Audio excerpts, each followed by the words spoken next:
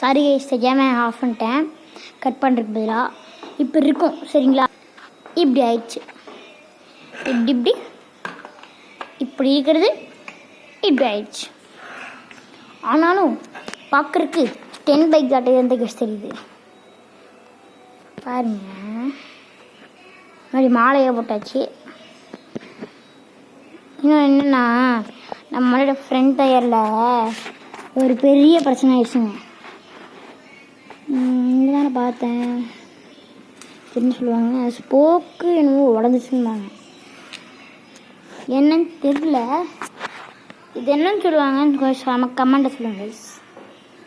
இது தான் என்னமோ உடஞ்சிருக்கு. இங்கே இருங்க, சாரி இங்கே வருங்க. வளைஞ்சிருக்கா லைட்டாக ஃபுல்லாக வளைஞ்சிருச்சு.